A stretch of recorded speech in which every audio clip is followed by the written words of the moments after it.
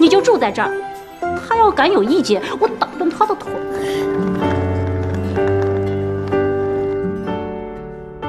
顾南舟，感谢你这段时间的照顾。房间我已经打扫干净了，床单我也洗过了，所有我的痕迹都清理得干干净净。以后再也不会打扰你的生活了。再见。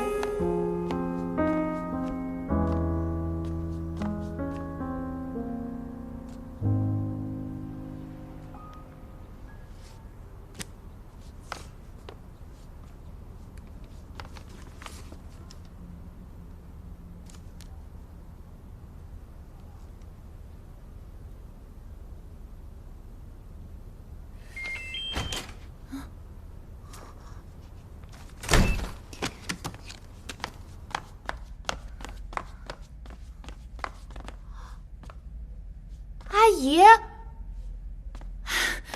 您怎么来了？你怎么在这儿啊？啊，我在这儿借住2天，我马上就走了。借住？阿姨，要不您先坐吧，我去给您倒杯水。好。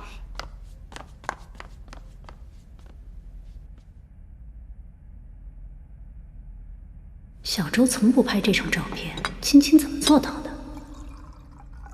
他俩是真在一起了？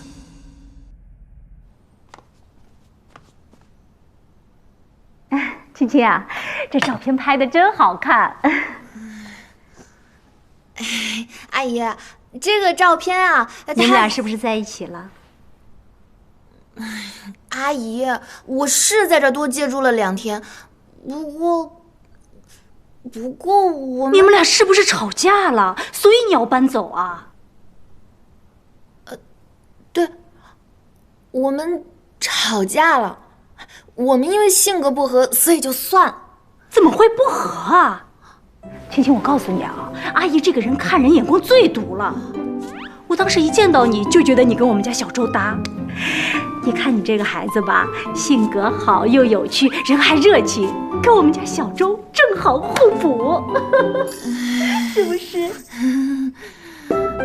阿姨，我觉得感情这事儿吧，它不能强求，您说对吧？那他也不能一吵架就把你赶走吧，这也太没有绅士风度。就他这样子，活该一辈子没有女朋友。阿姨，您误会他了，是我自己要走的。吵架嘛，男孩子总是应该主动来哄女孩子的。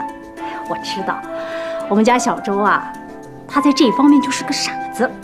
我们真不是你想的那样，我们就……你放心，阿姨做主了，你就住在这儿。他要敢有意见，我打断他的腿。阿姨，住下，听我的。